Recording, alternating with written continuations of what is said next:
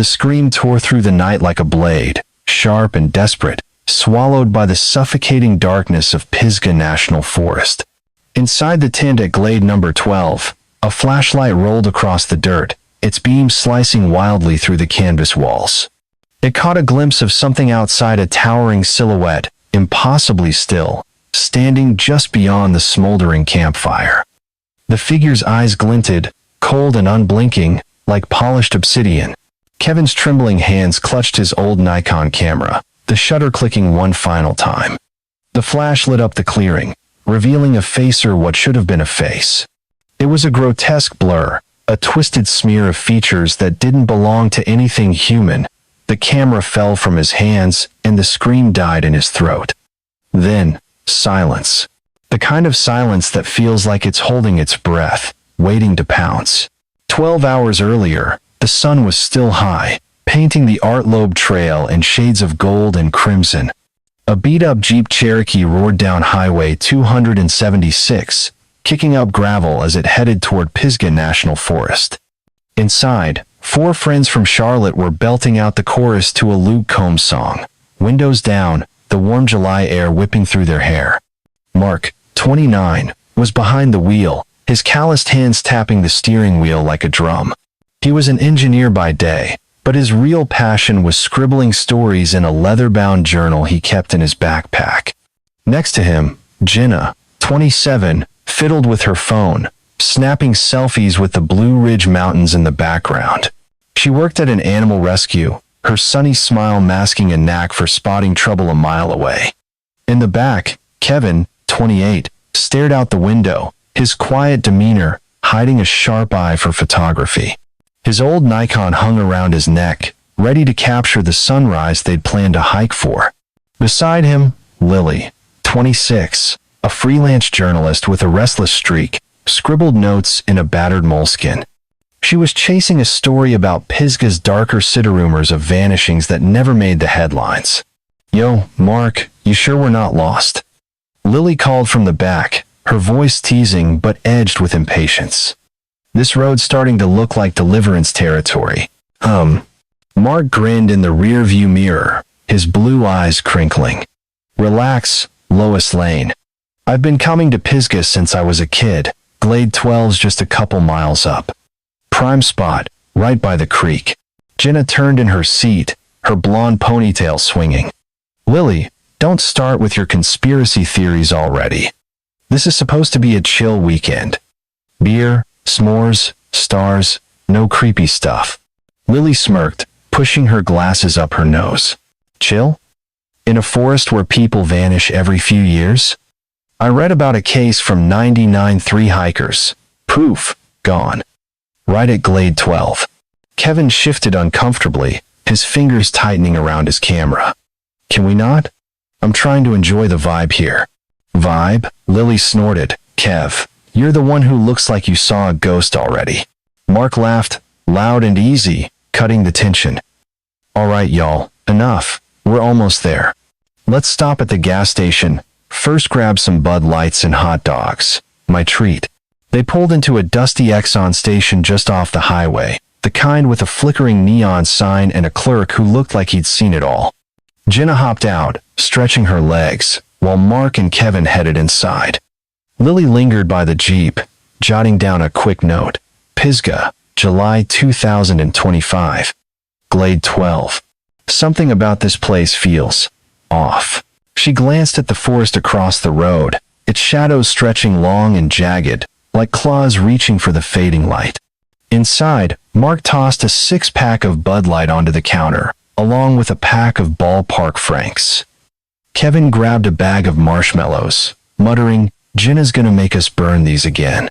The clerk, a grizzled guy with a name tag reading Earl, eyed them over his glasses. "Y'all headed to Pisgah? Glade 12? Mark nodded, fishing out his wallet. "Yeah, man. Good spot for camping, right?" Earl's face tightened, just for a second. "Sure. Just stick to the trails. And don't wander at night. Forest's got a way of playing tricks." Kevin frowned, his voice low. "Tricks? Like what?" Earl shrugged, bagging their stuff. Just stories. People seeing things, hearing things. Old Cherokee tales about the Silent One. Ain't my place to say. Mark clapped Kevin on the shoulder, steering him toward the door. Thanks for the heads up, Earl, but we're good. Got our tents, our beer, and Jenna's killer playlist. What's the worst that could happen? Earl didn't smile. Hope you're right, son. By 4 p.m., they'd reached Glade 12, a clearing nestled between towering red oaks and white pines, the Davidson River gurgling nearby. The air smelled of pine needles and earth, warm at 85 degrees Fahrenheit, but cooling as the sun dipped. They set up their 6-person REI tent, a beast of a thing that took all 4 of them to wrangle. Mark drove the stakes into the ground with a mallet, sweat beading on his forehead. Jenna strung up a hammock, humming a Taylor Swift tune. Kevin fiddled with his camera, snapping shots of the clearing, while Lily scouted the area, her journalist's instincts buzzing. This place is perfect, Jenna said, stepping back to admire their setup. The tent stood proud, surrounded by a ring of stones they'd set up for the campfire. Who's ready for some s'mores? Me, but only if you don't char them this time, Kevin teased, his shy smile breaking through. Lily crouched near the fire pit, frowning at a small circle of stones, no bigger than a dinner plate, tucked just outside their ring. Hey guys, check this out. Someone left a little Stonehenge here. Mark glanced over, wiping his hands on his jeans. Probably some hippie camper. Leave it. Adds to the aesthetic. But Lily's eyes narrowed. The stones were smooth, almost polished, arranged with eerie precision. She pulled out her phone and snapped a photo. I'm keeping an eye on this. Feels ritualistic. Jenna rolled her eyes. Lily, you're gonna turn this into an X-Files episode. Let's just eat. They lit the fire as dusk settled, the flames crackling and casting flickering shadows on the trees. Hot dogs sizzled on sticks, and the Bud Lights flowed. The conversation turned to old college stories, then to ghost tales, egged on by Lily's prodding. All right, fine, Mark said, leaning back on a log, the firelight dancing on his face. Y'all want to hear about the Silent One? Earl mentioned it, and my grandpa used to talk about it. Cherokee legend. Says there's a thing in these Woodstall, skinny, no face. Doesn't speak, just watches. Shows up every few decades, picks a few folks, and, well, they don't come back. Jenna shivered, pulling her hoodie tighter. Mark, stop. You're freaking me out. It's just a story, Kevin said, but his voice wavered. He glanced at the trees, where the darkness seemed to pulse, alive and waiting. Lily leaned forward, her eyes gleaming. I looked it up. There was a case in '99, right here at Glade 12. 3 hikers vanished. Cops found their camp empty, fire still burning. No bodies, no nothing. And get this, there was a circle of stones, just like that one. She nodded toward the tiny ring. Mark laughed, but it sounded forced. You're full of it, Lily. That's just campfire BS. Right, Kev? Kevin didn't answer. He was staring at his camera, scrolling through shots. Guys, I took a picture of the clearing earlier. There's something in it. He turned the screen toward them. In the background, half hidden by a tree, was a blur, a tall, thin shape, too distorted to make out. It could have been a shadow, but the way it stood, rigid and watchful, sent a chill down Jenna's spine. Probably just a branch, Mark said, but he didn't sound convinced. Let's call it a night. We're hiking to Looking Glass Rock at dawn. They doused the fire, the embers glowing faintly, and crawled into the tent. Mark scribbled in his journal by flashlight, the 7th of July, 2025. Pisgah feels different this time. Like we're being watched. Lily's stories are getting to me. Jenna curled up in her sleeping bag, whispering to Lily. You think there's anything to that Silent One stuff? Nah, Lily said, but her voice was tight. Just old myths. Sleep tight. Kevin lay awake, his camera clutched to his chest. He dreamt the night before of a faceless figure standing over him, its breath cold as frost. He told himself it was just nerves, but the forest outside was too quiet, the kind of quiet that felt like it was holding a secret. At 2 a.m., the air turned heavy, the temperature dropping to 60 degrees Fahrenheit. Jenna stirred, woken by a faint sound like branches snapping, circling the tent. She sat up, heart pounding. "Guys, you hear that?" Mark groaned, half asleep. "It's just a deer, Jen. Go back to sleep." But Kevin was already awake, his eyes wide. "No, listen, it's rhythmic, like steps." Lily unzipped her sleeping bag, grabbing her phone. "I'm checking it out." Don't," Jenna hissed, but Lily was already at the tent flap, peering into the darkness. The campfire was out, but a faint glow flickered in the distance, deep in the woods. It pulsed, like a heartbeat, then vanished. "What the hell was that?" Lily whispered, her voice trembling. Before anyone could answer, a low, thudding sound echoed through the clearings, low, deliberate, like a drum from some ancient ritual. It came from all directions, closing in. Mark scrambled for the flashlight, his hand shaking. "Everybody stay calm, it's probably just..." The words died in his throat as Kevin bolted upright, clutching his camera. "There's something out there. I saw it earlier, and now it's back." He fumbled with the Nikon, his fingers clumsy. "I'm getting a picture." "Kevin, don't." Jenna grabbed his arm, but he shook her off, unzipping the tent and stumbling into the night. The drumbeat grew louder, vibrating in their chests. Mark cursed, grabbing a camping knife from his pack. "Stay here," he barked at Jenna and Lily, then followed Kevin. Outside, the clearing was cloaked in shadow, the air thick with the scent of pine and something else, something metallic, like blood. Kevin stood frozen, his camera raised, the lens pointed at the tree line. 20 feet away, a figure loomed tall, gaunt, its silhouette wrong, like it had been stretched and twisted. Its eyes caught the moonlight, glinting with a cold, predatory gleam. "Kevin, get back," Mark shouted, his knife gleaming in the flashlight's beam. But Kevin didn't move. He pressed the shutter, the flash exploding in the darkness. For a split second, the figure was illuminated, a nightmare of hollow sockets and a mouth that wasn't a mouth, just a gaping void. Kevin screamed, the camera slipping from his hands. The figure lunged, faster than anything human, and the drumbeat stopped. Jenna and Lily burst from the tent, their screams swallowed by the forest. The flashlight rolled across the ground, its beam catching nothing but empty air. The figure was gone. Kevin was gone. Mark was gone. The clearing was silent, the circle of stones glinting faintly, as if mocking them. Lily grabbed Jenna's hand, her voice a frantic whisper. "We have to run. Now." But before they could move, a shadow loomed behind them, its breath cold and heavy. The last thing Jenna saw was the circle of stones, glowing faintly in the dark, as if they'd been waiting all along. The sun barely crested the Blue Ridge Mountains, casting a pale, ghostly light over Pisgah National Forest. At 7:30 a.m., the air hung heavy, a crisp 55 degrees Fahrenheit that clung to the skin like a warning. Gary Hensley, a grizzled forest ranger with 20 years of dirt under his boots, maneuvered his battered Ford F-150 along the narrow gravel road toward Glade number 12. His golden retriever, Buster, sat shotgun, tongue lolling, oblivious to the unease gnawing Gary's gut. He'd patrolled these woods since he was a rookie, knew every trail like the back of his hand, but something about this morning felt wrong. The forest was too still, the birds silent, as if the trees themselves were holding their breath. Gary's radio crackled, spitting out static, and the voice of his partner, Tom, a lanky 24-year-old fresh out of training.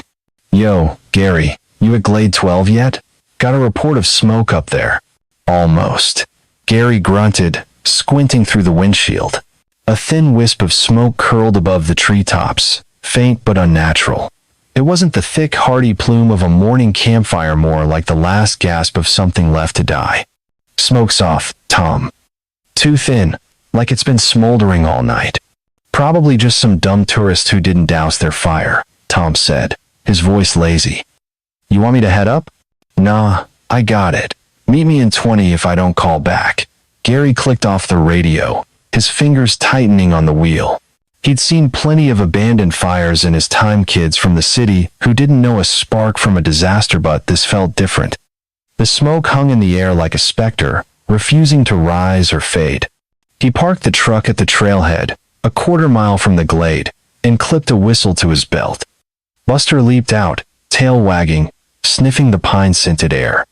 Gary grabbed his binoculars and trudged down the path, his boots crunching on gravel and fallen needles. The Artlobe Trail loomed to his left, a ribbon of dirt snaking through red oaks and white pines.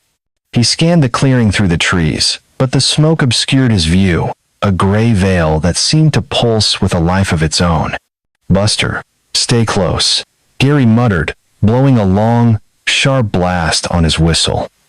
The sound echoed, sharp and lonely, swallowed by the forest.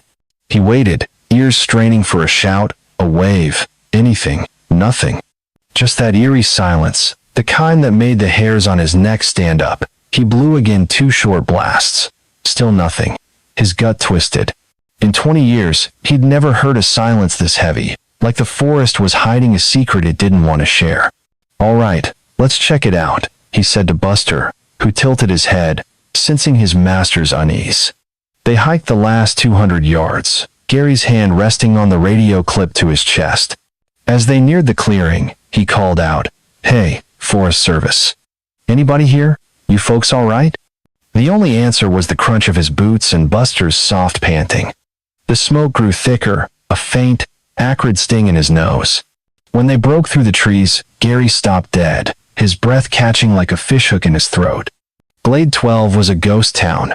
The campfire was a pile of glowing embers, barely alive, spitting out that sickly smoke. A single Coors Light can lay crumpled beside it, next to a half-empty pack of ballpark franks and a camping fork, its tines glinting in the dawn light. The ground where a tent should have stood was flattened, a perfect rectangle of crushed grass, but the tent itself, gone. Vanished, like it had never been there. Gary's eyes darted to the parking lot, where a Jeep Cherokee sat untouched, its doors locked, a backpack visible through the window. "What in the hell?" Gary muttered, kneeling by the fire. The embers were still warm, meaning someone had been here just hours ago. He scanned the clearing, his ranger's instinct screaming. No backpacks, no sleeping bags, no clothes, just that damn circle of stones Lily had noticed the night before, sitting a few feet from the fire pit. It was small, no bigger than a hubcap, made of smooth, polished rocks arranged with a precision that felt deliberate. One stone was slightly askew, as if someone had kicked it in a hurry. Buster whined, sniffing the air, his ears flat. Gary stood, his knees creaking, and pulled out his binoculars. He swept them across the tree line, half expecting to see a group of hungover campers stumbling back from the creek. But the forest stared back, cold and unyielding, its shadows deeper than they should have been at this hour. "Tom, you copy?" Gary said into his radio, his voice steady despite the chill crawling up his spine. "I'm at Glade 12. Something's wrong. Camp's empty, tent's gone, fire's smoldering, Jeep's still here, but no sign of the campers." "Empty?" Tom's voice crackled, suddenly alert. "Like, they just bailed? Maybe they hiked out early." "No way," Gary said, his eyes fixed on the rectangle of grass. "A 6-person tent doesn't just disappear. Takes 20 minutes to break down, minimum. And they left their car. I'm telling you, this ain't right." "All right, I'm on my way," Tom said. "You want me to call it in?" "Yeah, get the sheriff's office, and tell him to bring dogs." Gary clipped the radio back, his jaw tight. He'd seen bear attacks, lost hikers, even a meth lab once, but this was something else. Something that made his skin crawl. He circled the clearing, Buster trailing close, sniffing the ground. Near the fire pit, Gary spotted a leather-bound journal, half buried in the dirt. He picked it up, flipping to the last page. The handwriting was hurried, scrawled in black ink, the 7th of July, 2025. "Pisgah feels different this time. Like we're being watched. Lily's stories are getting to me." The words stopped abruptly, as if the writer had been interrupted. Gary's stomach lurched. He tucked the journal into his pack, his fingers brushing the grip of his service pistol. "Buster, find," he said, pointing to the ground. The dog sniffed the rectangle where the tent had been, then trotted toward the tree line, nose low. He stopped after 50 yards, circling aimlessly, his tail drooping. The scent just vanished. Gary cursed under his breath. Even a bear would have left tracks, broken branches, something. This was like the forest had swallowed them whole. He returned to the clearing, his eyes drawn back to the circle of stones. Up close, it looked even stranger. One stone was flipped upside down, its underside stained with something dark, like dried blood. He reached for it, then stopped, his hand hovering. A memory flashed his grandpa, a Cherokee elder, warning him about signs in the woods. Some things ain't meant to be touched, boy. The rumble of an engine snapped him out of it. Tom's Chevy Silverado pulled up, followed by a sheriff's cruiser. Tom hopped out, his lanky frame dwarfed by the trees. Jesus, Gary, you weren't kidding. This place looks like a damn ghost town. Tell me about it, Gary said, nodding toward the cruiser. Deputy Frank Malone, a barrel-chested man pushing 60, climbed out, his face grim. Frank had seen it all: bar fights, overdoses, even a serial killer back in '03, but the look in his eyes said this was different. All right, Gary, walk me through it, Frank said, adjusting his Stetson. What have we got? Gary pointed to the fire pit. 4 campers, checked in yesterday. Jeep's theirs, registered to a Mark Thompson. Fire's been smoldering since last night, maybe 2 or 3 a.m. Tents gone, no gear, no people. Found this. He handed Frank the journal. Frank flipped through it, his frown deepening. Like we're being watched. Hell of a thing to write before you vanish. He glanced at the circle of stones, his eyes narrowing. What's with the rock art? Dunno, Gary said. But it ain't random. Look at the one that's flipped. See that stain? Frank crouched, his knees popping. Could be blood, or just dirt. We'll bag it. He stood, scanning the clearing. No tracks, no drag marks. How do 4 people just? Poof. Beats me, Tom said, kicking a pebble. Maybe they got spooked and ran off. Heard some bear or something. Gary shook his head. No bear's gonna make a tent disappear. And Buster lost their scent. That don't happen unless... He trailed off, not wanting to say it. Unless what? Frank pressed, his voice sharp. Unless something didn't want him found, Gary said quietly. The words hung in the air, heavy as the smoke. Frank sighed, rubbing his jaw. All right, let's lock this down. Tom, cordon off the clearing. Gary, you and Buster sweep the perimeter. I'm calling in the K9 unit and a chopper. If they're out there, we'll find them. As Tom strung up yellow tape, Gary led Buster along the edge of the clearing. The dog sniffed eagerly, but every trail went cold. Near the creek, Gary found a Nikon camera half buried in the mud, its lens cracked. He picked it up, heart pounding. The screen was still on, showing a single photo, a blurry shot of the clearing at night, the campfire glowing. In the background, half hidden by a tree, was a tall, thin figure, its eyes glinting like coins. The image was too distorted to make out details, but it sent a shiver down Gary's spine. Frank, he shouted, jogging back to the clearing. You need to see this. Frank took the camera, his face hardening as he studied the photo. Could be a trick of the light, or... He didn't finish, but his eyes said it all. Whatever was in that picture wasn't a bear. The radio crackled, and a new voice cut through a woman's, sharp and insistent. Deputy Malone, this is Sarah Carter, Asheville Citizen-Times. I'm at the trailhead. Heard about Glade 12 on the scanner. What's going on? Frank cursed under his breath. Damn reporters. Gary, keep her out. Last thing we need is a headline stirring up panic. Gary nodded, but as he headed toward the trailhead, he couldn't shake the image on the camera. Sarah was waiting by her Prius, a wiry 32-year-old with a notepad and a recorder. Her dark hair was pulled back, her eyes sharp as a hawk's. Ranger Hensley, right? Sarah Carter. I've been covering Pisgah for years. This isn't just a lost hiker, is it? Not your business, Miss Carter, Gary said, crossing his arms. Go home. We've got it handled. Handled? Sarah raised an eyebrow. 4 missing campers. Same spot as the 99 case? I've got files on that 3 hikers. Empty camp. Circle of stones. Sound familiar? Gary's jaw tightened. He'd heard the stories, but he wasn't about to feed her fire. You're fishing. Stay out of our way. Sarah smirked, undeterred. I'm not here to cause trouble, but people deserve to know what's going on. You saw something, didn't you? What was it? Gary turned away, but her words lingered. She was right, this wasn't just a missing persons case.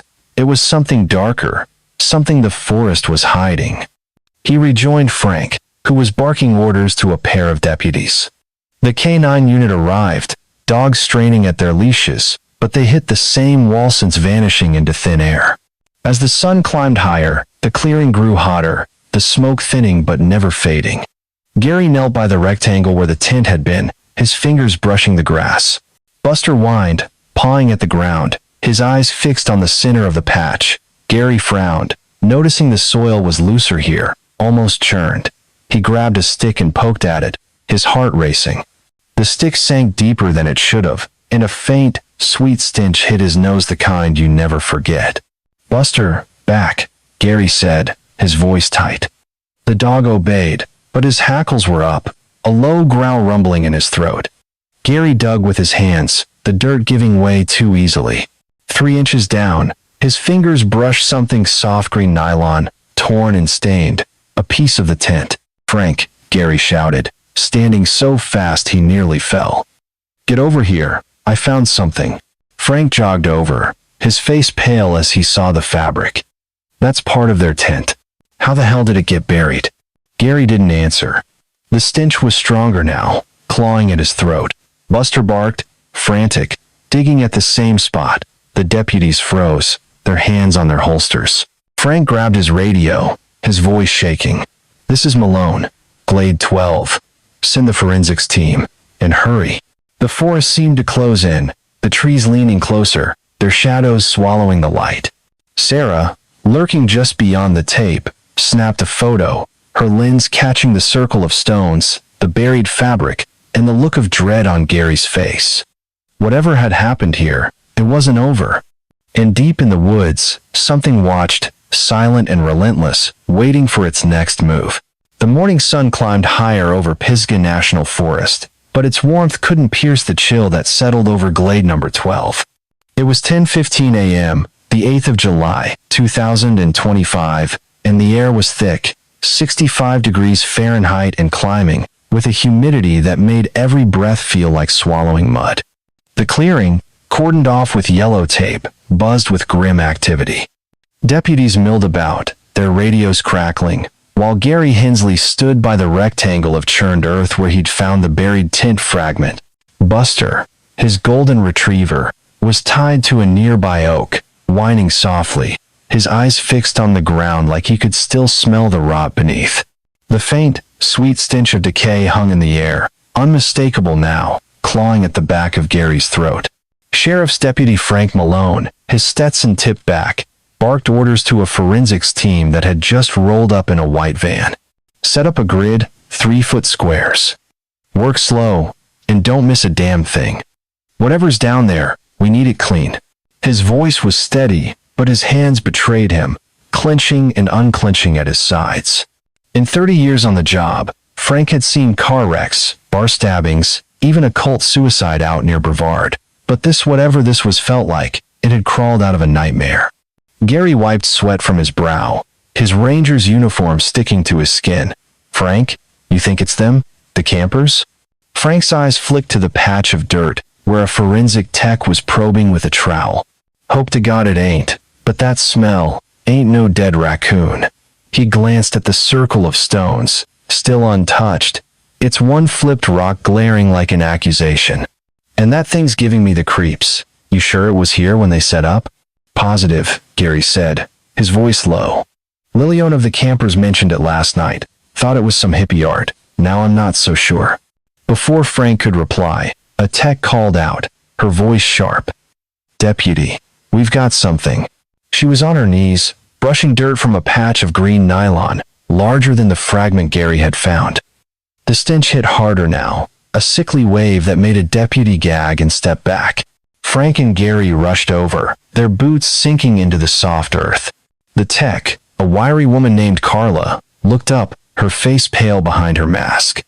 It's deeper than we thought. Looks like something's wrapped in it. She dug carefully, revealing more of the fabric torn, stained, unmistakably part of a tent, but it wasn't empty. A shape emerged, soft and heavy, human-sized. Carla froze, her trowel trembling. "Oh, Jesus." "Keep going," Frank snapped, though his voice cracked, "but slow. We don't know what we're dealing with." The team worked in silence, the only sounds the scrape of trowels and Buster's distant whimpers. Inch by inch, they uncovered not one, but 4 shapes, laid out in a chilling pattern, a perfect triangle, each body 3 feet from its neighbors, faces down in the dirt. The tent fabric was draped over them like a shroud, its green nylon shredded but deliberate, as if someone had taken their time. Gary's stomach churned. He'd hoped for survivors, for some explanation, but this was a grave. Carla cut away the fabric, revealing the first body. It was Jenna, her blonde hair matted with dirt, her hoodie still zipped up. Her hands were bound behind her back with white plastic zip ties, pulled so tight they'd bitten into her wrists. Her feet were bare, her sneakers gone. The other 3, Mark, Kevin, and Lily, were the same. No shoes, hands trussed, laid out with a precision that felt ritualistic, almost reverent. But the worst was yet to come. Carla turned Jenna's body over, her gloved hands gentle but shaking. A single, brutal wound gaped at the base of Jenna's skull, a depressed fracture. The bone caved in by a heavy, blunt object. "This killed her," Carla said, her voice hollow. "One blow, clean and hard. She didn't see it coming." Frank crouched beside Mark's body, his face grim. "Check the others. Cause of death?" Carla moved to Mark, then Kevin, then Lily, her movements mechanical. "No head wounds on these 3. Looks like asphyxiation. Bruising around the necks, petechial hemorrhaging in the eyes. Probably strangled, maybe with something soft, no ligature marks." She paused, her hands hovering over Mark's bound wrists. "But there's something else." She cut the zip ties, laying Mark's hands on a tarp. A deputy gasped, stepping back. Every finger on both hands was shattered in perfect breaks, each phalanx crushed with surgical precision. Kevin's hands were the same, a grotesque mirror. Lily's, too. But Jenna's fingers were untouched, her hands curled as if in prayer. "What kind of sick bastard does this?" Frank muttered, his voice barely audible. He stood, lighting a cigarette with trembling hands, the smoke blending with the haze from the dying campfire. "This ain't random, it's staged." Gary stared at the bodies, his mind racing. He'd seen violence, poachers, drifters, even a bear mauling once, but this was different. Cold. Calculated. The triangle, the zip ties, the broken finger sit, was a message, but one he couldn't read. His eyes drifted to the circle of stones, and he noticed something new. A larger ring, half hidden in the grass, encircling the grave. It was made of bigger rocks, rougher, and one had strange, jagged markings etched into it, like runes from a language long dead. "Frank, look at this," Gary said, pointing. "Another circle. And those carvings, they ain't natural." Frank knelt by the stone, his cigarette dangling. Could be vandalism. Or... He didn't finish, but the word ritual hung unspoken between them. He waved Carla over. "Bag this rock too. And check for anything else, hair, fibers, anything." Carla nodded, her eyes scanning the ground. She froze, picking up a single black hair, long and coarse, caught in the dirt near the grave. "Not human," she said, holding it to the light. "Too thick. But it's not from any animal I know." Gary's blood ran cold. He thought of his grandpa's stories, Cherokee tales of spirits that walked the woods, neither man nor beast. He pushed the thought away, but it lingered, a splinter in his mind. The radio crackled, and a new voice broke through, female, frantic, edged with grief. "Deputy Malone, this is Emily Dawson. I'm Jenna's sister. I just heard about Glade 12. Please, tell me it's not her." Frank cursed, grabbing the radio. "Miss Dawson, stay where you are. We're handling it. Don't come here."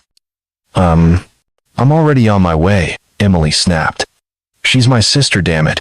I need to know." Frank sighed, pinching the bridge of his nose. All right, meet us at the ranger station, but you stay out of the crime scene, understand? He clicked off, muttering, this day just keeps getting better. Gary glanced at the clearing, where Sarah Carter, the reporter, was still lurking beyond the tape, her camera clicking like a vulture's beak. She'd caught Emily's call on her scanner, her eyes gleaming with the scent of a story. Deputy, she shouted, waving her notepad. Is it true you found bodies? Is it the campers? Get her out of here, Frank growled to a deputy, who hustled towards Sarah. But Gary knew she wouldn't back off. She was like a dog with a bone, and this bone was bleeding. As the forensics team continued their grim work, Emily's red Toyota Corolla screeched into the parking lot, a half-mile away. She was 30, a nurse from Charlotte, with Jenna's blonde hair but none of her softness. Her eyes were red, her face a mask of fury and fear.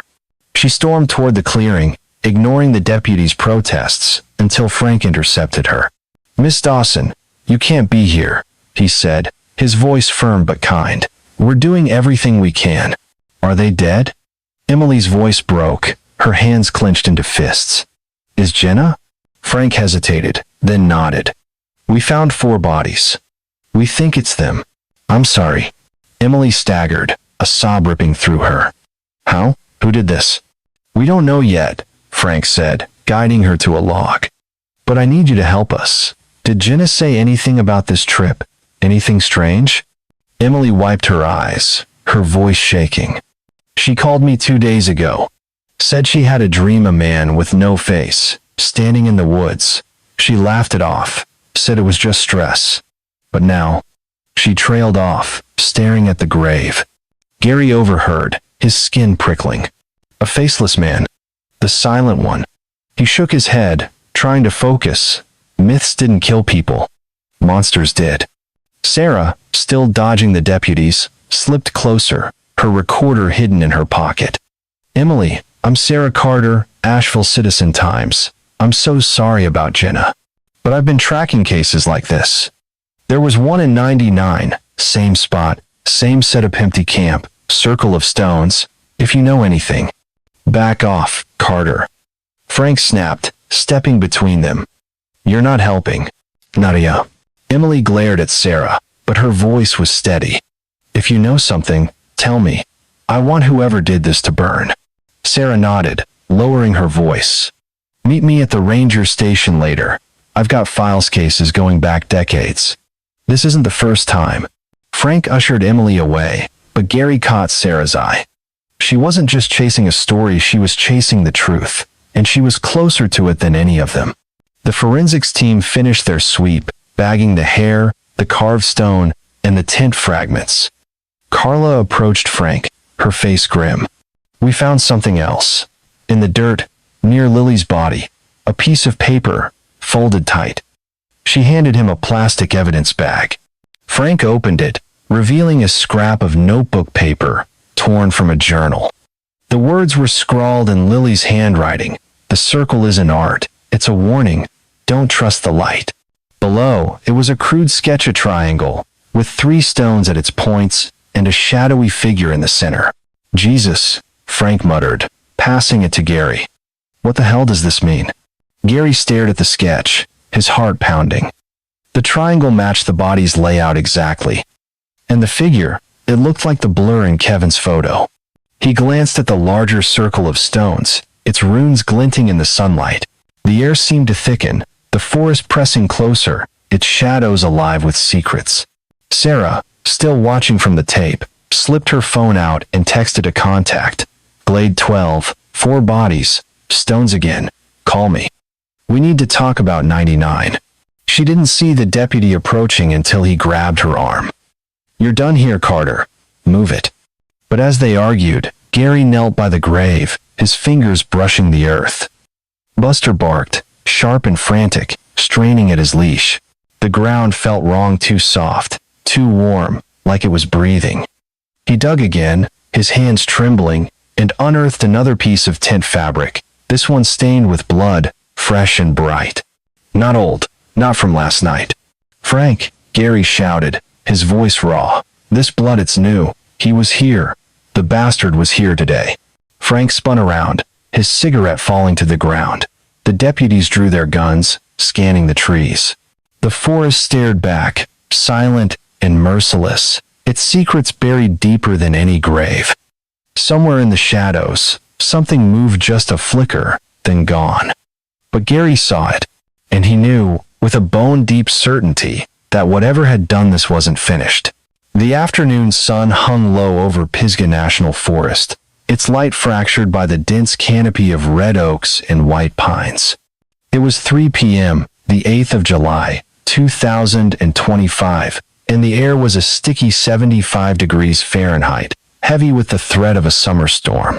Glade number 12 was a hive of activity, crawling with deputies, forensic techs, and a K9 unit whose dogs whined and paced, frustrated by scents that vanished into the ether. The yellow tape fluttered in the breeze, a flimsy barrier against the forest's oppressive silence.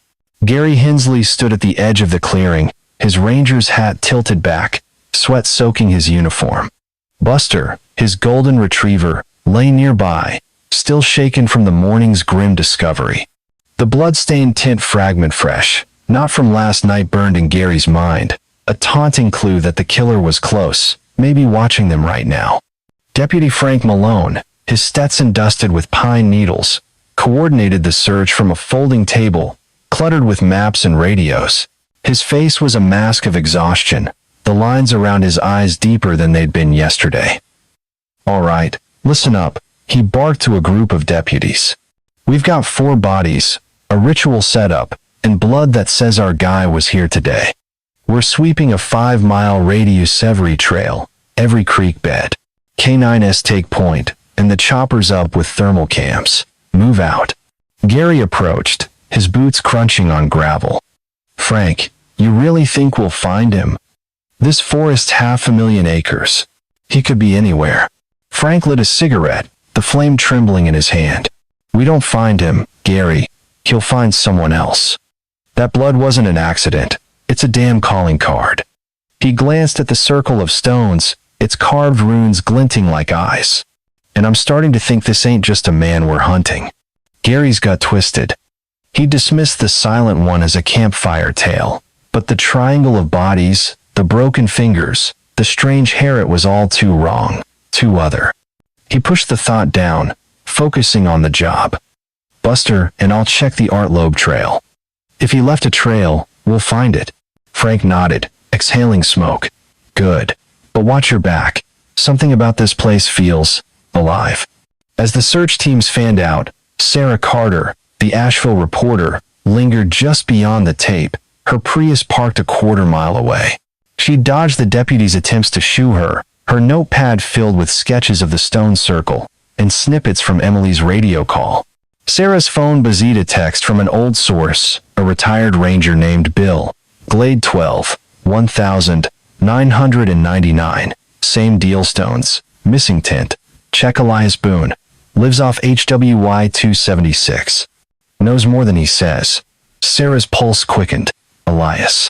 The name rang a bell, an old hermit who'd been questioned in the 99 case but never charged. She slipped into the crowd, eyes scanning for a chance to slip away. Meanwhile, Emily Dawson, Jenna's sister, sat in the ranger station a mile away, clutching a styrofoam coffee cup that had gone cold. Her eyes were swollen, her nurse's scrubs wrinkled from the drive. She'd brought Jenna's journal, a small notebook filled with sketches and dreams, hoping it held answers. One entry, dated a week ago, chilled her. "Dreamed of a man, with no face again. He stood in a circle of stones, whispering, 'Don't run. Pisgah feels like it's calling me.'" Emily handed the journal to a deputy, her voice shaking. Jenna knew something was wrong. Why didn't she listen? The deputy, a young guy named Rodriguez, took the journal gently. "We'll get this to Malone. It might help. You should head home, Miss Dawson. This ain't a place to stay." "I'm not leaving," Emily snapped, her jaw tight. "Not until I know who took her." Back at the clearing, the K9 unit hit a wall. The dogs, led by a German shepherd named Rex, picked up a scent near the grave but lost it after 100 yards, circling aimlessly near the Davidson River. The handler, a burly guy named Mike, shook his head. Never seen this. It's like they just evaporated. Gary, trailing behind with Buster, noticed something odd, a single footprint in the mud, half hidden by ferns. It was too large, nearly 15 inches, with toes that looked wrong, elongated and splayed, like no boot or barefoot he'd ever seen. He crouched, snapping a photo with his phone. "Frank, over here, got a print." Frank jogged over, his cigarette dangling. "That ain't human." "Bear, maybe?" "No claw marks," Gary said, his voice low. "And bears don't walk upright like this. Look at the depth, it's heavy, maybe 200 pounds. But it stops here. No other tracks." Frank's eyes narrowed. "Bag it. And don't tell the press. Last thing we need is a Bigfoot headline." As the deputies casted the print, Sarah slipped away, hiking a mile to her car. She drove to Highway 276, following Bill's tip to Elias Boone's Plaza ramshackle cabin tucked behind a wall of pines. The yard was littered with rusted car parts and empty Jim Beam bottles. Sarah knocked, her recorder hidden in her pocket. The door creaked open, revealing Elias, a wiry 70-year-old with a white beard and eyes like chipped flint. "Elias Boone?" Sarah asked, forcing a smile.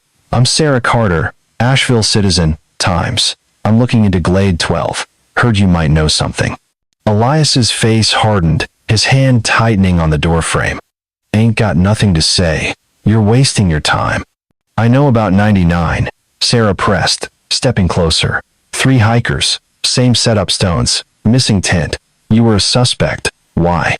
Elias's eyes darted to the trees, as if expecting something to lunge out. "You don't know what you're digging into, girl. Get gone before you regret it." Sarah held up her phone, showing a photo of the stone circle.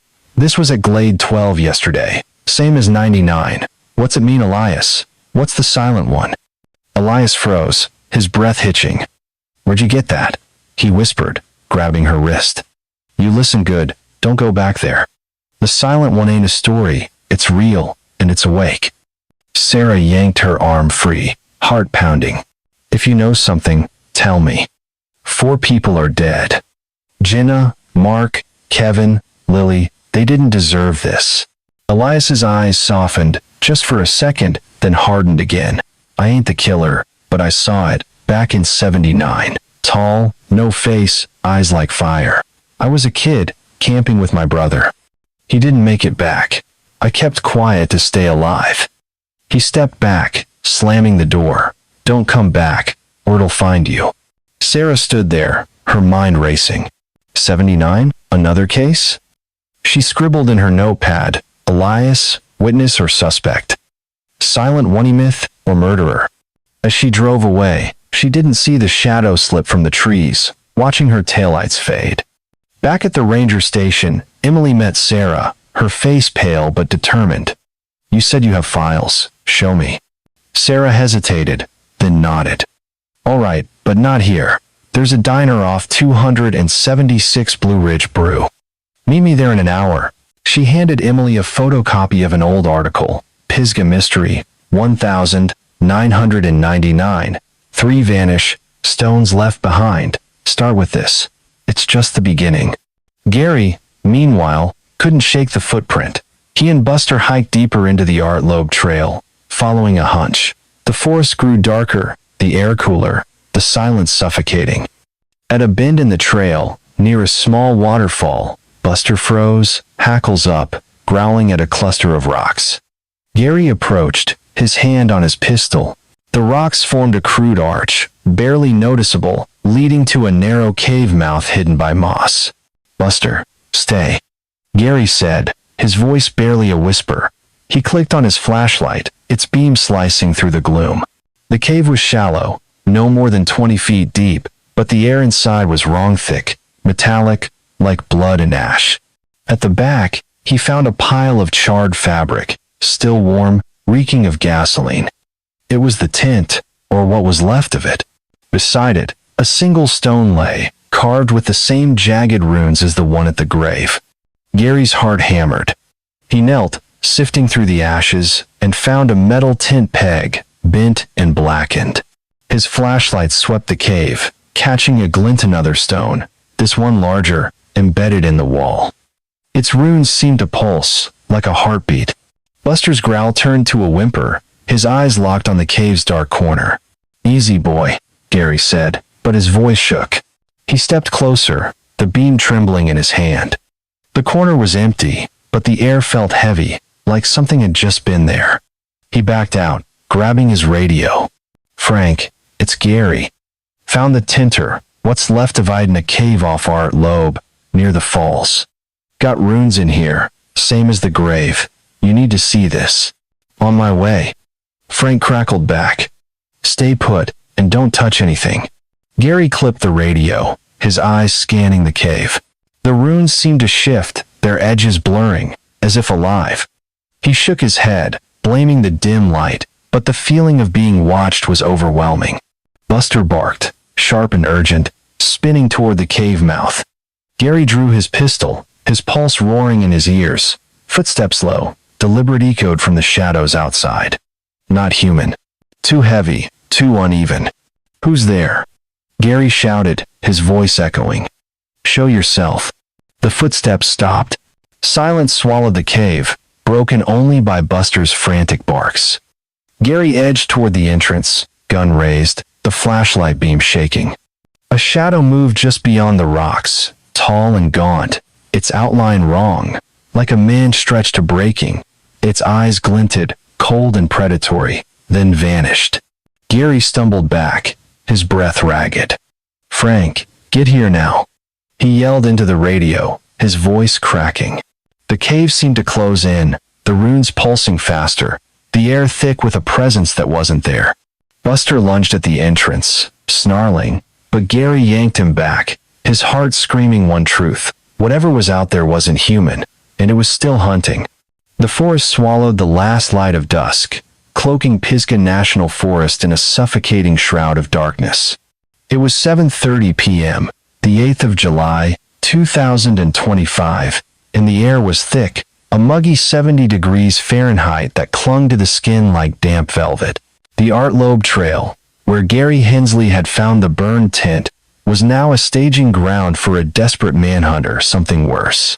Flashlights sliced through the gloom, their beams dancing across gnarled pines and jagged rocks. Gary stood at the mouth of the hidden cave, his heart still pounding from the glimpse of that gaunt, glinting-eyed shadow. Buster, his golden retriever, pressed against his leg, growling low, his fur bristling at an unseen threat. The cave's entrance loomed like a gaping maw, its air heavy with the stench of ash and something foul or something alive. Deputy Frank Malone arrived in a screech of tires, his Chevy Tahoe skidding to a stop beside a cluster of patrol cars. He leaped out, his Stetson askew, a shotgun slung over his shoulder. "Gary, you all right?" he called, jogging toward the cave, his boots kicking up dirt. "What the hell happened?" "Saw something," Gary said, his voice tight, pistol still drawn. "Tall, fast, not right. It was here, Frank, in the cave, then gone." He pointed to the pile of charred tent fabric, its edges curling like dead skin. "That's their tent. And those runes same as the grave." Frank peered into the cave, his flashlight catching the carved stone embedded in the wall. The runes seemed to writhe, their jagged lines pulsing in the beam. "Jesus," he muttered, stepping back. "This ain't a crime scene, it's a damn shrine." The radio crackled, and a voice cut through Rodriguez, the young deputy back at Glade 12. "Malone, we got results on the blood from the tent fragment. It's human, but no match in the system. Whoever it belongs to, they're a ghost." "A ghost," Frank repeated, his jaw tightening. "Great, just what we need." He turned to Gary. "You sure you're up for this? Whatever's in there, it's not playing games." Gary nodded, though his hand shook. "I've been in these woods 20 years, Frank. I'm not backing out now." But Buster's staying outside. He's spooked enough. As deputies secured the perimeter, Sarah Carter sat in the Blue Ridge Brew Diner, a half-mile down Highway 276.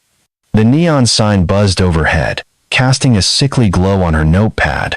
Across from her, Emily Dawson clutched Jenna's journal, her eyes red but fierce. The diner smelled of burnt coffee and greasy fries, its jukebox playing a faint Willie Nelson tune. Sarah slid a folder across the table, stuffed with yellowed articles and handwritten notes. This is everything I've got on Pisgah's 79, 99, and now. Same pattern, missing campers, stone circles, no bodies. Until today. Emily flipped through the folder, her fingers trembling. Why Glade 12? What's so special about that spot? Sarah leaned forward, her voice low. I don't know, but it's not random. I talked to Elias Boone today, an old hermit off 276. He was a suspect in 99, and he saw something in 79, called it the Silent One. Said, it's not human, but it's real. Emily's eyes widened. Jenna's dream, the faceless man. You think it's, what, a ghost? A demon? I think it's something we don't understand, Sarah said, tapping a photo of the 1,999 stone circle. But Elias knows more. He's scared, Emily, scared enough to run. Emily slammed the journal shut. Then we find him. If he knows what killed my sister, I want answers. Pen. Sarah nodded, scribbling Elias's address. He's at a cabin off 276, but he's slippery. I'm going back tonight. You in? Emily hesitated, then nodded. Yeah. For Jenna. Back at the cave, Frank called in a specialist, Dr. Claire Reynolds, a behavioral analyst from the FBI's Charlotte field office. She arrived in a black SUV, her sharp gray suit a stark contrast to the muddy chaos. Claire, 45, had a reputation for cracking cases that baffled everyone else. Her cool demeanor, hiding a mind that could dissect a killer's psyche like a scalpel. She studied the cave's runes, her flashlight steady. These aren't random, she said, her voice clipped. They're deliberate, possibly tied to a ritual. The triangle of bodies, the broken finger sits not about pain, it's about control, marking them. Marking them for what? Frank asked, his shotgun resting on his shoulder. Claire's eyes narrowed. Could be symbolic, a punishment, a sacrifice, or, it's personal, something only the killer understands. The blood you found today suggests he's still active, maybe taunting you. She pointed to the runes. These resemble Cherokee symbols, but corrupted, like someone twisted their meaning. I'd bet this ties to a local legend. The Silent One, Gary said, his voice barely above a whisper. Old Cherokee story. A thing that watches, takes people every few decades. How? Claire raised an eyebrow. Mythology often masks truth. If this killer believes in the Silent One, it's driving his actions. He's not just killing, he's performing. Frank snorted, but his unease was palpable. So, we're chasing a nutcase who thinks he's a ghost? Great. Not a ghost, Claire said. A predator, organized, patient, and very, very careful. The lack of DNA, the burned tinthies covering his tracks, but the stones, the blood. He wants you to know he's here. The search intensified, the chopper's thermal cams scanning the forest's 500,000 acres, but the dense canopy blocked most readings. The K9S circled the cave, picking up no scent beyond the ash. Gary, restless, hiked back to the ranger station to check on Emily, leaving Buster with a deputy. He found her gone, a note on the table, with Sarah, finding Elias. Gary cursed, grabbing his radio. Frank, Emily and the reporter are headed to Elias Boone's place. We need to stop them. Huh. Damn it. Frank crackled back. Rodriguez, get a unit to 276. Move. Sarah and Emily pulled up to Elias's cabin, the headlights cutting through the pitch-black night. The place was dark, the door ajar, swaying in the wind. Sarah's stomach nodded. Stay close, she whispered, grabbing a flashlight from her glove box. Emily clutched a tire iron, her nurse's hand steady despite her fear.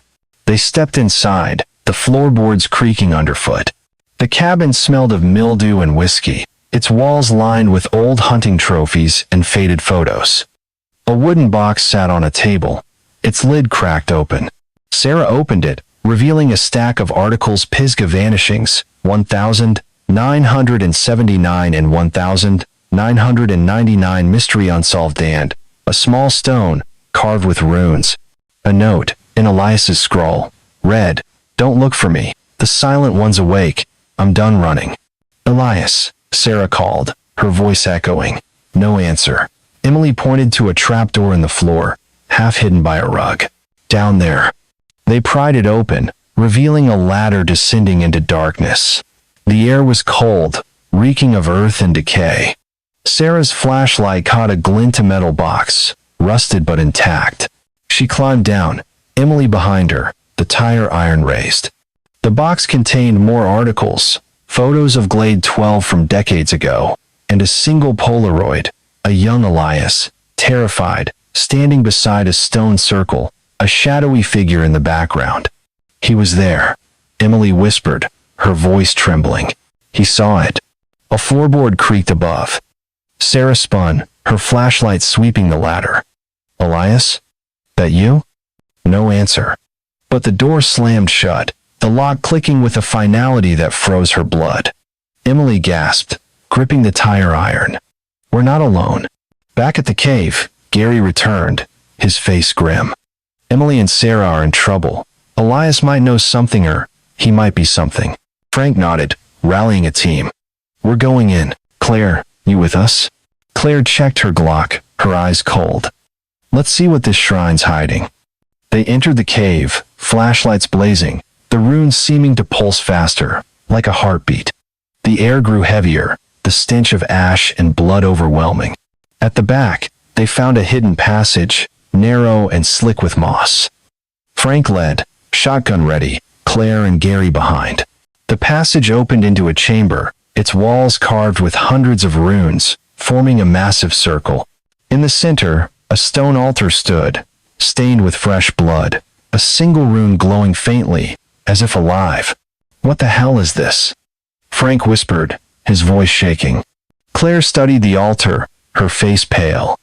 "It's a focal point. He's been here recently. This is where he communes." Gary's flashlight caught a glint of another stone, embedded in the ceiling, its runes dripping with something dark, like oil. "Look up," he said, his voice hoarse. Before anyone could move, a low, guttural sound echoed from the passage, a growl. Not human, not animal. The air turned frigid, the runes flaring bright. Frank raised his shotgun, his eyes wide. "Get behind me." A shadow loomed at the passage's mouth, tall, gaunt, its eyes glinting like fire. It didn't move, didn't speak, just watched, its presence crushing. Claire fired, the shot deafening in the chamber. The figure staggered, a hiss escaping its void of a mouth, then melted into the darkness, leaving only a smear of blood on the wall. "Move," Frank shouted, but the ground shook, rocks tumbling from the ceiling. The chamber seemed to scream, the runes blazing like stars. Gary grabbed Claire, pulling her back as a slab fell, sealing the passage. The altar's blood began to bubble, and a single word echoed in their minds, unspoken but clear: "Run." Outside, Sarah and Emily pounded on the trapdoor, their screams muffled. The cabin shook, bottles crashing to the floor. A shadow moved upstairs, slow and deliberate, its footsteps heavy, like stone on wood. Sarah's flashlight flickered, then died, plunging them into darkness. Emily swung the tire iron blindly, hitting nothing but air. The shadow descended the ladder, its eyes glinting in the gloom, and a cold, hollow voice whispered, "The circle never closes." The cave beneath Pisgah National Forest pulsed with an unnatural energy, its walls alive with carved runes that glowed like embers in the dark. It was 8:15 p.m., the 8th of July, and the air was a suffocating 65 degrees Fahrenheit, thick with the stench of blood and ash. Deputy Frank Malone gripped his shotgun, his flashlight beam trembling as it swept the stone chamber. The altar at its center, stained with fresh blood, seemed to hum, its runes writhing like snakes. Dr. Claire Reynolds, the FBI analyst, stood beside him, her Glock steady, her eyes scanning the shadows. Gary Hensley, heart pounding, clutched his pistol, his ranger's instincts screaming to run. But there was no running from this, not after what they'd seen. The shadow, tall and gaunt, its eyes glinting like fire, had vanished into the passage, leaving only a smear of blood on the wall. The ground still shook from the falling rocks, sealing them in, trapping them with whatever lurked in the darkness. "Stay sharp," Frank whispered, his voice hoarse. "It's still here. I can feel it." Claire nodded, her face pale but composed. "It's not just a man. The runes, the altar, this is a ritual site. He's been coming here for years, maybe decades." Gary's mouth went dry. "The Silent One," he muttered, "the Cherokee legend no longer just a story. My grandpa said it picks people, uses them. You think that's what we're up against?" Claire's eyes flicked to the altar. "Maybe. Or maybe our killer thinks he's its vessel. Either way, he's not done. That blood's fresh hours old, not days." A low growl echoed from the sealed passage, not animal, not human, but something that clawed at their nerves. The runes flared brighter, casting jagged shadows that danced like specters. Frank swung his shotgun toward the sound, his breath ragged. "Show yourself, you bastard." The growl stopped, replaced by a silence so heavy it pressed against their chests. Then, a voice not from the passage, but from everywhere, a hollow whisper that seemed to seep from the walls. "The circle never closes." The words were cold, deliberate, like a blade sliding across skin. Gary stumbled back, his flashlight catching a glint in another stone, high on the ceiling, its runes dripping with something dark, like oil or blood. "Frank, Claire, look," he hissed, pointing. The stone pulsed, its glow syncing with the altar's hum, as if the cave itself was alive. Claire's voice was steady, but her eyes betrayed her fear. "It's a focal point. He's tied to this place, to these runes, if we destroy it." The ground shook again, harder, dust raining from the ceiling. A crack split the wall, revealing a deeper chamber, its air colder, fouler. Frank cursed, pumping his shotgun. "We're not waiting for him to come to us. Move." "And our end." They edged toward the crack, flashlights cutting through the gloom. The new chamber was larger, its walls etched with thousands of runes, forming a massive spiral that converged on a second altar, this one larger, carved from a single slab of black stone. At its base lay a tattered journal, its pages yellowed, its cover stamped with a faded ranger's badge. Gary picked it up, his hand shaking. The date on the first page read July 1979. The handwriting was frantic. "It's not a man. It chooses one, makes them kill. The stones mark its territory. I tried to stop it, but it took my partner. If you find this, burn the altar. Break the circle." 1979, Gary whispered, his voice trembling. "Another ranger. He saw it too." Claire scanned the journal, her eyes widening. "This says the Silent One isn't the killer. It's a force, a presence. It picks a human host, uses them to kill, then waits. The cycle repeats every 20 years. 79, 99, now." Frank's face hardened. "So we're chasing a damn puppet. Who's the host?" Before Claire could answer, a shadow moved at the chamber's edge, tall, gaunt, its eyes blazing like twin flames. It didn't walk. It glided, its form flickering, as if not fully in this world. Claire fired. The Glock's roar deafening, but the shadow twisted, dodging with unnatural speed. The bullet struck the wall, sparking off a rune. The figure hissed, a sound like steam escaping a cracked pipe, and lunged. Frank fired his shotgun, the blast illuminating the chamber. The shadow staggered, a gash opening in its side, but no blood came, only a dark, oily mist that curled into the air. It vanished into the shadows, leaving a single rune stone on the ground, its surface slick with the same mist. "Move," Claire shouted, grabbing Gary's arm. They scrambled back to the first chamber, the ground shaking harder, rocks tumbling. The altar's blood bubbled, steaming, as if boiling from within. Gary aimed his pistol at it, but Claire stopped him. "Not yet. We need to understand it first." Frank spun, his shotgun sweeping the darkness. "Understand it? That thing's trying to kill us." The whisper came again, closer now, from the crack they just left. "The circle never closes." The runes flared, blinding, and the air grew frigid, frost forming on their flashlights. Gary's breath hitched. He'd faced bears, storms, even a forest fire, but this was something else, something that didn't belong in his world. A mile away, in Elias Boone's cabin, Sarah Carter and Emily Dawson were trapped in the basement, the trapdoor locked above them. The darkness was absolute, their flashlight dead, the air thick with the smell of mildew and something sharper blood. Emily swung her tire iron at the ladder, the clang echoing like a gunshot. "Come on, break," she shouted, her voice raw. Sarah groped for the metal box they'd found, her fingers brushing its rusted surface. Inside, among the articles and the Polaroid of Elias, was a folded map, marked with red X Glade 12, a cave near Art Loeb Trail, and a dozen other spots in Pisgah. "Emily, look at this," she whispered, unfolding it by the faint glow of her phone. "These are kill sites. 79, 99, and now," Elias knew. Emily's eyes widened, her tire iron pausing. "He's part of it, isn't he? Not just a witness." "Say." Before Sarah could answer, the trapdoor creaked, and footsteps descended slow, heavy, like stone dragging across wood. Sarah's phone flickered, its battery draining unnaturally fast. A shadow loomed at the ladder's base, its eyes glinting like fire. "You shouldn't have come," it whispered, its voice a hollow rasp. Not Elias's, not human. Emily swung the tire iron, hitting the shadow square in the chest. It staggered, a hiss escaping, but didn't fall. Sarah grabbed a broken bottle from the floor, slashing wildly. The shadow recoiled, its form flickering, then melted into the darkness, leaving a smear of oily mist on the ladder. The trapdoor slammed open above, and a voice Elias's shouted, "Get out, now."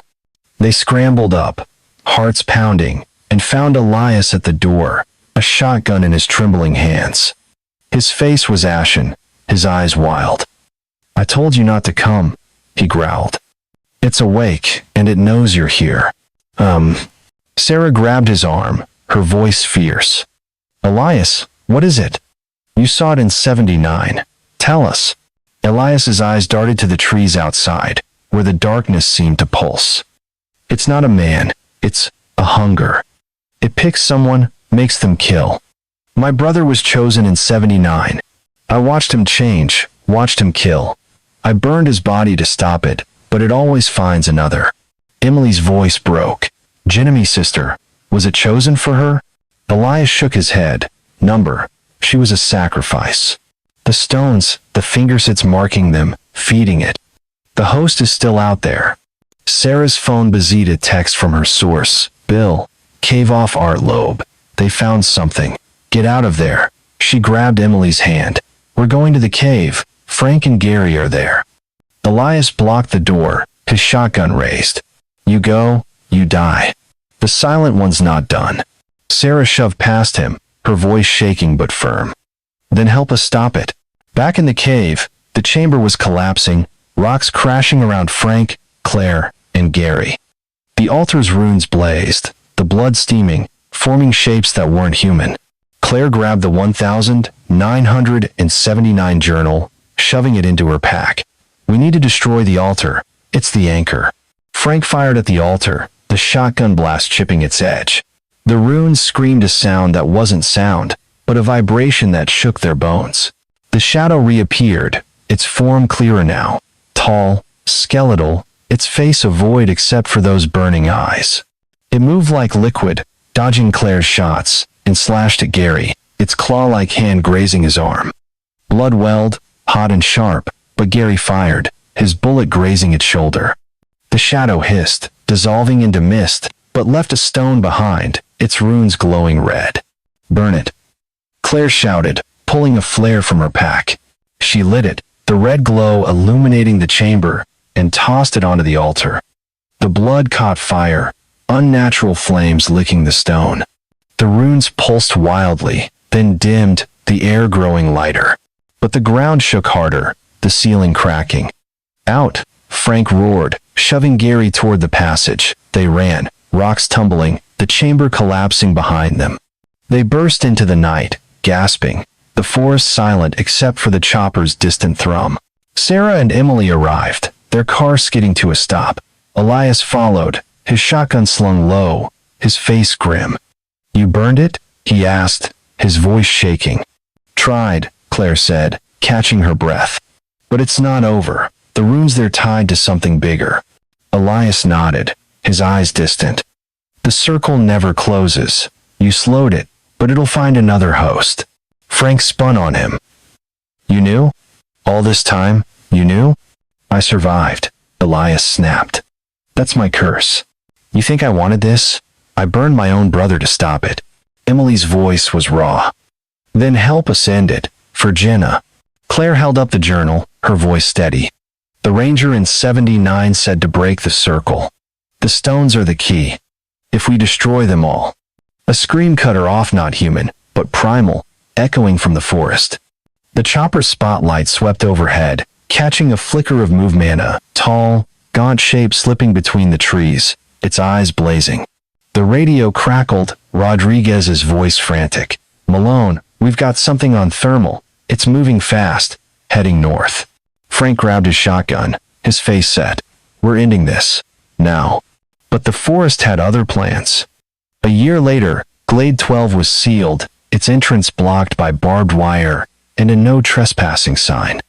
The case was closed, unsolved, the altar's destruction burying most evidence. Frank retired, haunted by the shadow's eyes. Claire returned to Charlotte, her reports classified.